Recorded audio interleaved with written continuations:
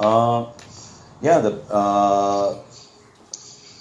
patient is having like severe cardiovascular risk factors, particularly recent exercise TMT is positive and CT angio 50% stenosis, and maybe a cardiology workout may be necessary, but still, but control of the sugar, it's also an important factor. Because that will reduce his cardiovascular risk factor to an extent. Sure. Thank you. So, how do you think you would like to screen for a patient of diabetes? Do you think diabetes and CVD have such a close association that they can go hand in hand? Do you agree with the common soil hypothesis, which states that both CVD and diabetes, have some common risk factors, and therefore a patient who is newly diagnosed with diabetes also probably is already having a hidden cardiovascular disease. So is this something that we need to be, frown upon, and probably we need to screen all patients of diabetes, especially if they have at least 1 or 2 risk factors for a future CV event? Sure, we have to surely screen the patients for a cardiovascular risk factor because more than 50% of the non-diabetic patients, particularly when the duration of diabetes is more than 5 years, they are more prone to have associated hypertension. Once the patient is having diabetes as well as hypertension, then naturally the increased tendency towards a cardiovascular disease is more. So it is a must that we should screen for cardiovascular risk factors or cardiovascular disease progress.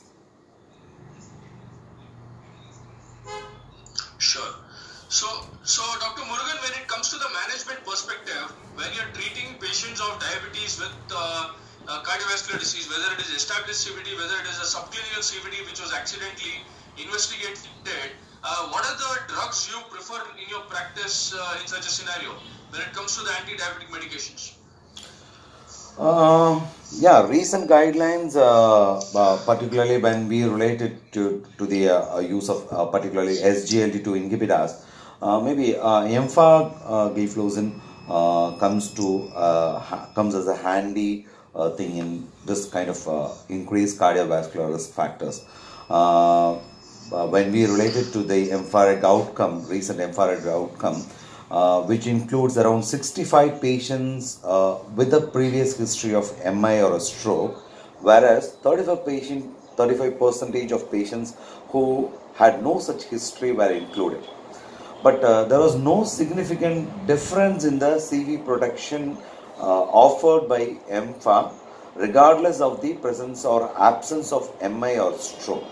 So hence, this particular group of patients with an increased risk of cardiovascular disease will be more benefited by use of SGLT2, particularly empagliflozin. Sure. So probably empagliflozin could be added in addition to metformin, not just for HbA1c reduction, but also to avoid a future cardiovascular event in this patient. Yes. Yes. Thank you, Dr. Murugan. So we have more analysis in this particular on this regarding asymptomatic and subclinical CVD and low cardiovascular risk as such.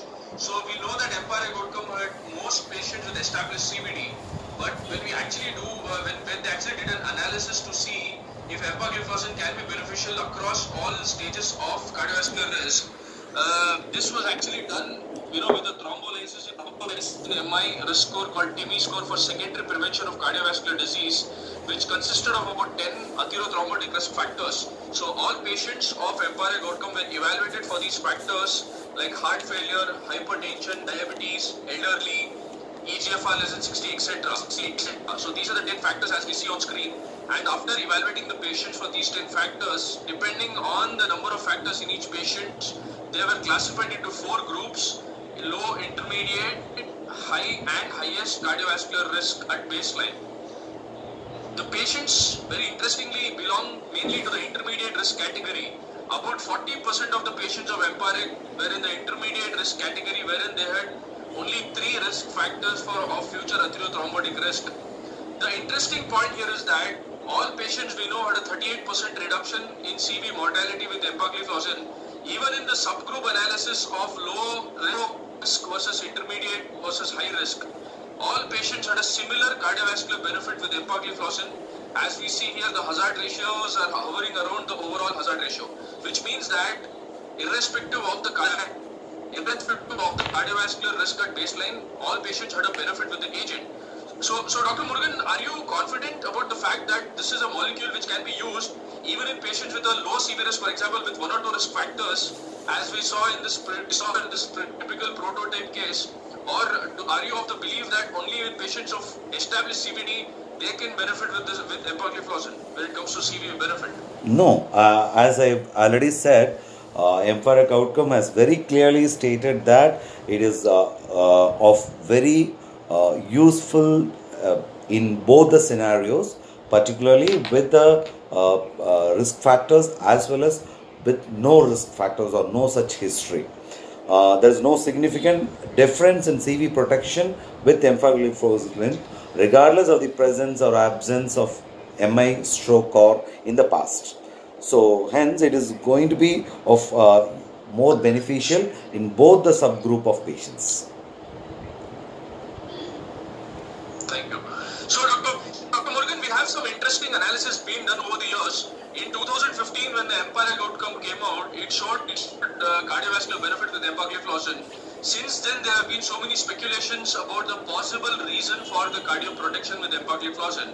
Now, there have been so many analyses. One of them here, which clearly shows that blood pressure, LDL, cholesterol, or HbA1c did not have any major role in cardioprotection with empagliflozin. So it also means that irrespective of the HbA1c levels, patients with say 7 HbA1c versus 9 versus say more than 9% HbA1c still would have a similar cardiovascular benefit with this molecule. So according to you, what are the important reasons for cardioprotection with this protection agent? Can you pinpoint into any particular factor, or do you think there are multiple reasons for this cardioprotection with empagliflozin?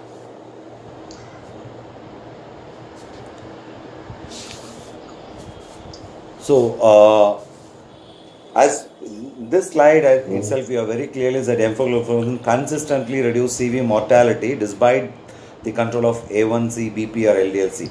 So, as we strongly believe that blood pressure control, A1C control, and LDLC control, these factors point towards cardiovascular safety. But irrespective of this control, or irrespective of the problems arising because of the control in A1C, BP, or LDLC, empagliflozin very strongly shows that it shows a reduced CV mortality, and specifically it is related to CV mortality when compared with other SGLT2, particularly DAPA and CANA, which is related to only reduction in MACE events.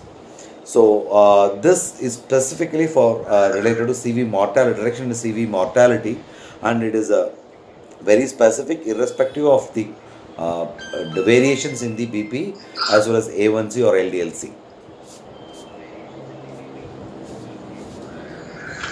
Thank you, Dr. Murugan. So I think you've already spoken about the 65 versus 35 Yes, as already mentioned. yes. Whether the patients had a prior history of MI or of Yes. stroke or not, all patients had a similar benefit with empagliflozin in this particular study. So we won't waste any time with that. So we have that. So we do another analysis which shows that across all presentations of cardiovascular disease, there was consistent reduction in CV mortality with empagliflozin. As we see here, patients with single vessel disease, multi-vessel coronary artery disease, MI, there was peripheral arterial disease, stroke, heart failure, etc. So all the patients of empiric outcome, depending on the disease at baseline, they were divided into these different various presentations. And even then, the benefits were again often similar in favor of empagliflozin. So Dr. Murugan, do you prefer this molecule? Do you prefer this molecule in any particular presentation of cardiovascular disease, or do you think it's fairly and evenly beneficial across all the presentations as mentioned here? Yeah, it is sure that it is fairly useful in all kinds of presentations, because the end point is we should prevent CV mortality. That is the end point. So in that thing in mind, empagliflozin is fairly useful in all types of cardiovascular presentations. Thank you, Dr. Morgan. So I think we've already discussed about the asymptomatic Yes. patients of type 2 diabetes. And in one of the studies by Roos and colleagues, in one of the studies started by Roos and colleagues, they found out that South Asians are at a higher risk and exposure to asymptomatic. Dr. Morgan, any particular reason why Indians probably are at a higher risk of cardiovascular disease compared to the Western counterparts? Yeah, naturally, Indian scenario, in the Indian scenario, obesity or particularly truncal obesity plays a major role, and Indian food habits and as the rise of diabetes, particularly in India in the recent years, has played a major role in pointing towards increased cardiovascular disease. So Indians are more in like erratic food habits and lifestyle. So everything points more towards having an increased risk of having a cardiac like coronary artery disease. Yeah, thank you. So as we see here, the benefits of empiric outcome for empagliflozin not just apply to anybody with a known history of ACS or stroke or peripheral arterial disease, but probably at least 2 out of 5 patients of asymptomatic type 2 diabetes with cardiovascular disease as well. So empagliflozin being the only oral OAD which is approved by FDA as well as by the DCGI for CV mortality reduction in patients of type 2 diabetes with CVD. And there are about 54 clinical guidelines all over the world which recommend the preferential use of empagliflozin as a standard of care for CV benefits beyond glycemic control. Now, even the European Society of Cardiology has recommended use of empagliflozin in heart failure, apart from all the standard drugs like statins, AC inhibitors, etc. So the ADA clearly has suggested, I think Dr. Murugan has already touched upon this fact, that empagliflozin and liraglutide are the only two anti-diabetic agents which should be preferred after metformin in patients of type 2 diabetes with atherosclerotic CVD. So Dr. Murugan, as a clinician, why would you think an RCT is considered above real world data, especially in a retrospective real world data when there are a few limitations? So do you think an RCT scores over a real world data which has a few limitations when it comes to the recommendations perspective from the ADA? Yeah, sure. Because in empiric outcome, it is when it's specifically an generalized RCT that is adequately powered. But when the CVD real, when we compare, take it as the CVD real study, it's an observational study which has an inherent biases in the study design, including residual confounding and time-related biases. And also, when we say compare with the Canvas program, which is a pooled analysis of 2 good randomized control trials, it did not demonstrate any mortality benefit for CANA. At the same time, the US cohort of CVD real demonstrated around 62% reduction in the mortality. This exaggerated benefit projected in the observational studies like CVD real may not be reliable due to such inherent biases in study design. So actually speaking, we are expecting declared TIMI of 58, which is going to be giving you as a positive, conclusive evidence of CV safety or benefit, possibly with DAPA is expected. So generally, this EMPA related RCT is more authenticated.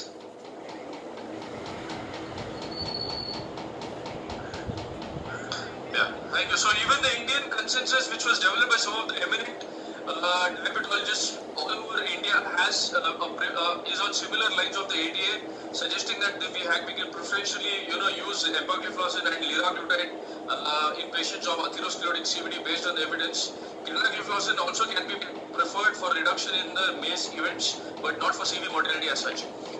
When it comes to hyperglycemia with chronic kidney disease, Dr. Murugan, your opinion about usage of SGLT2 inhibitors, how do you prefer, or how do you go about using SGLT2 inhibitors in patients with with an abnormal EGFR? There's abnormal EGFR. There is always a difference of opinion, but one thing we can be very sure of in MFAREC itself, it has statistically very clearly shown that around 39% reduction in relative risk of incidence of worsening nephropathy. So that gives an extra edge for us to consider SGLT2 inhibitors in a patient with a renal, even in a patient with a renal failure. So considering renoprotection also, the EGFR usually it shows a decrease in the first 4 weeks, and then it gets stabilized in the long-term period. So which is suggestive of a decreased intraglomerular pressure. So this makes us consider SGLT2 inhibitors, particularly empagliflozin, in the renal failure patients, and also for a renoprotective effect also.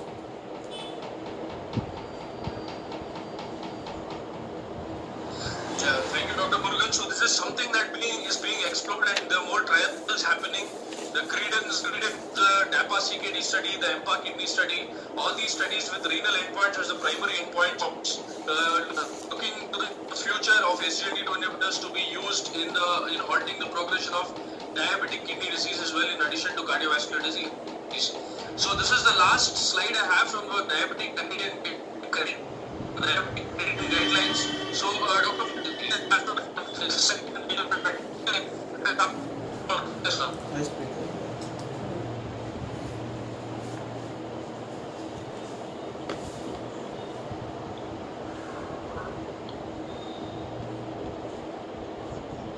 Hello, Dr. Syed.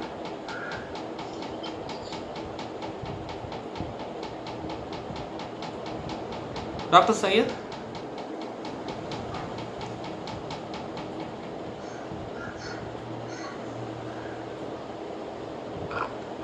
Hello, Dr. Syed, can you hear me? Yeah, I think there's some voice disturbance. Hello? Yeah. Can you repeat once again? There is an audio disturbance.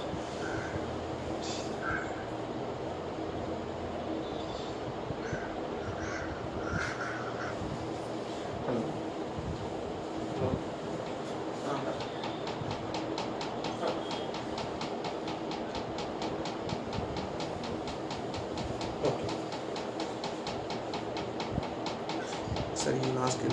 There is some voice disturbance from this side. Yeah.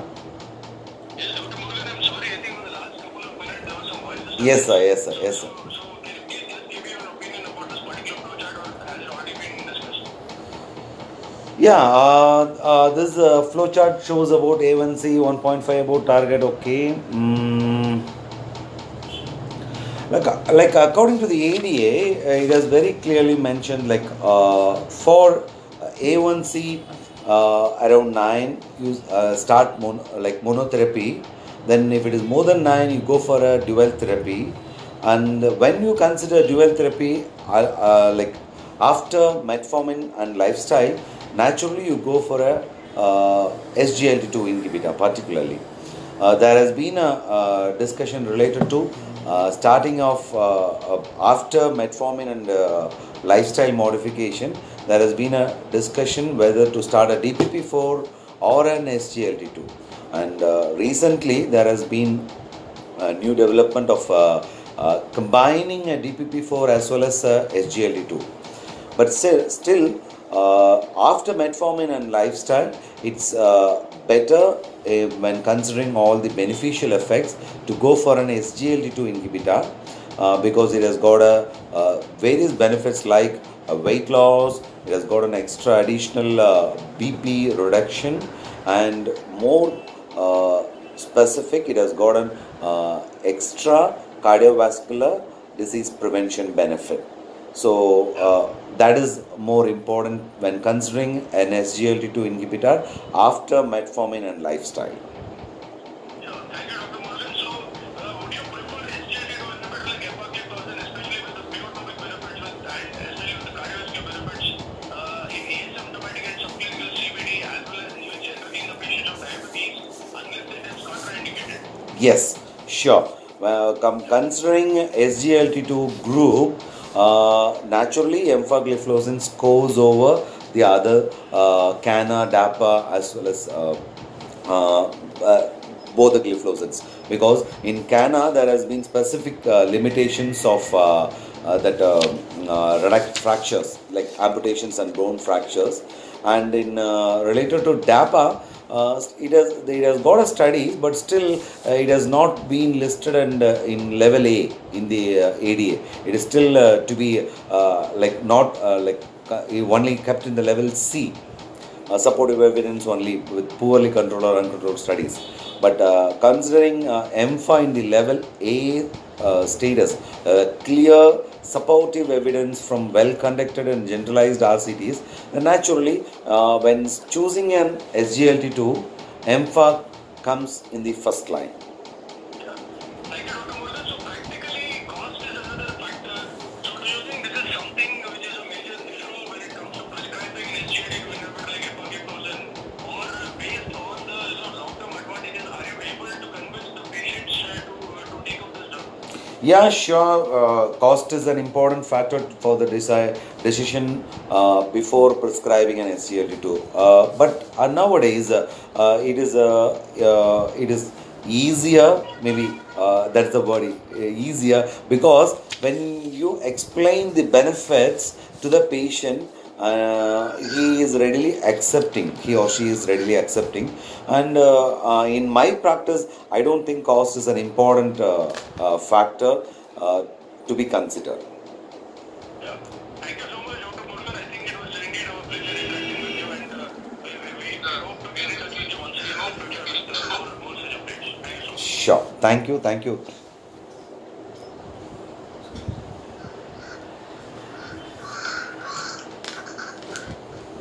So, thank you, Dr. Sayyar. Thanks other doctors also for attending this session, and thanks Dr. Balamurugan sir presenting his experience also. Thank you team for connecting. Now we close this event. Yeah. Yeah. Thanks, Hari. Thank you. Thank you. Ma'am, connect பண்ணிருந்தேன். இல்ல உங்களுக்கு கிடைக்கல நினைக்கிறேன். It's okay. I had a record.